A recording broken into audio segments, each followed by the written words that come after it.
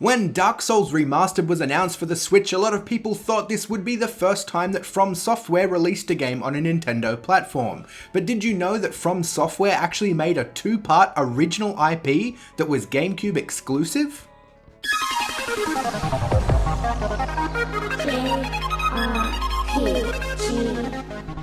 From Software has made a lot of games. I knew about Lost Kingdoms already, it was a personal favourite of mine on the GameCube, but I didn't realise just how long they've been in the game. Now when I first started seeing tweets about From Software finally coming to Nintendo, I instantly knew it was wrong, but even I didn't realise it was extra wrong. After we've talked a bit about Lost Kingdoms, I have a surprise or two.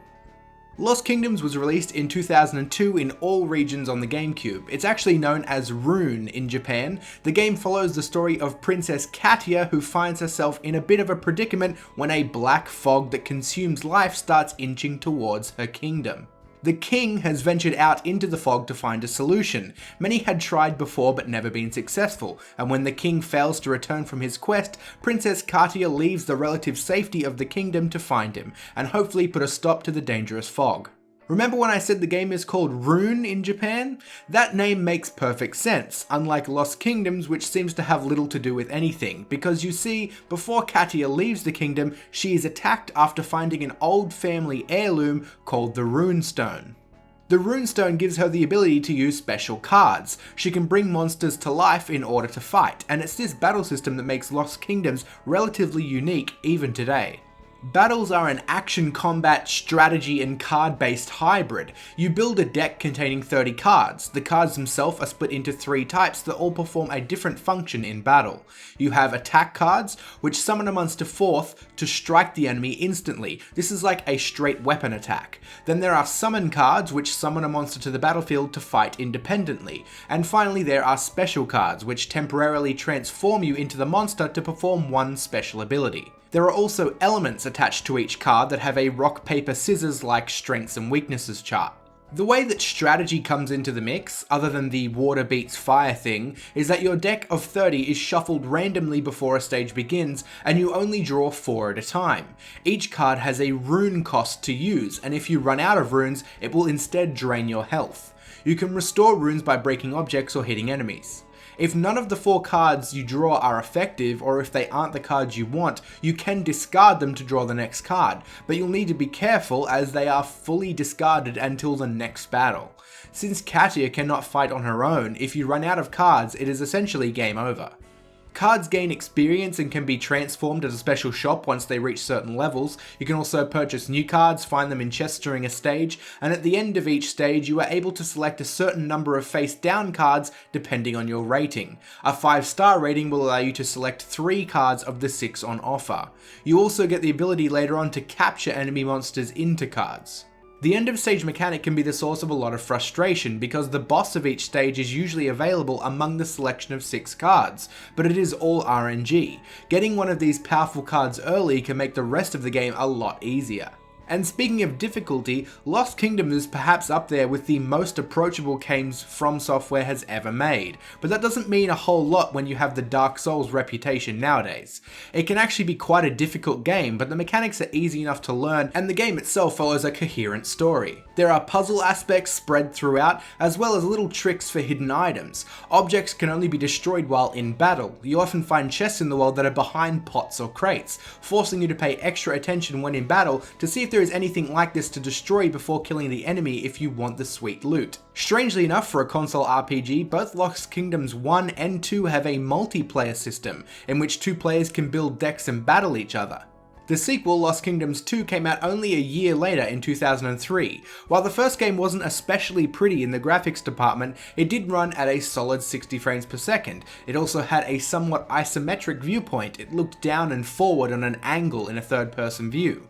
Lost Kingdoms 2, however, dialed up the graphics and opted for a more centered behind-the-back third-person view, but with these changes came a drop in performance. Even though in a lot of areas the game was capable of hitting 60 FPS, it was locked to a static 30. Lost Kingdoms 2 also went in a wildly different direction with the story. No longer are you some princess who sets out to save the world, now you are a relatively unliked member of a guild of thieves named Tara Grimface. The story takes place several generations after the first game, and in this new age, due to a shortage of runestones, artificial ones run rampant. They give wielders limited ability to use cards in battle, but they are much weaker. Tara's runestone, however, is no fake. It's the real deal, and it's why she is both respected and feared amongst the guild. The narrative itself is actually centered on Tara herself. Rather than an overarching plot about fog or saving the world, it's truly a story about self-discovery and where she came from. Lost Kingdoms 1 can feel a little cookie cutter in the story department, while Lost Kingdoms 2 took a completely different direction.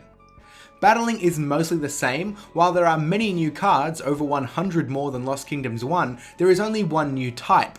It allows Tara to turn into a monster and fight freely for a short amount of time. The other card types all return, and the summon card type is actually split up into two subtypes. In the first game, a card called the Mandragora is more like a trap card. You throw it out to summon it, but it remains hidden until an enemy comes close. In Lost Kingdoms 2, these trap cards are given their own subtype. Something I have failed to mention about battling is how you can actually control the cards while summoning them. Holding down the button to summon them will make them fly further, and you can also control their direction mid-air. This comes in handy for trap cards in particular.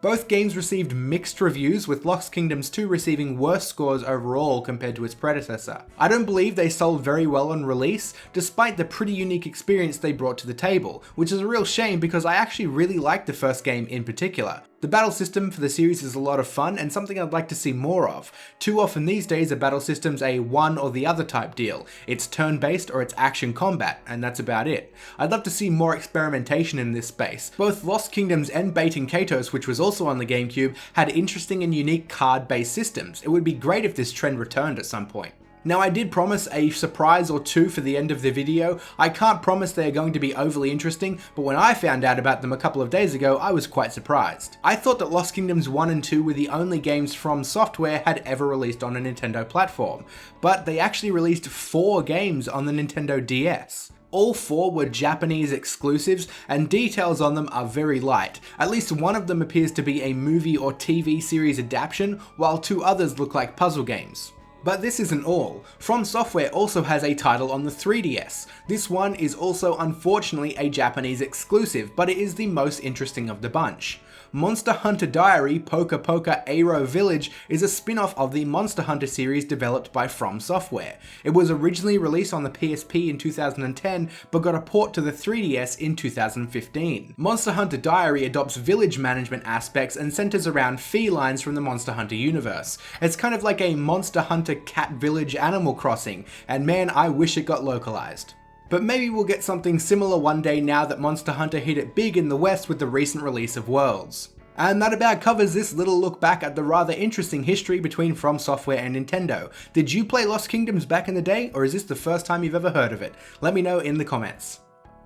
Thanks for liking, subscribing, and sharing, and I'll see you all soon.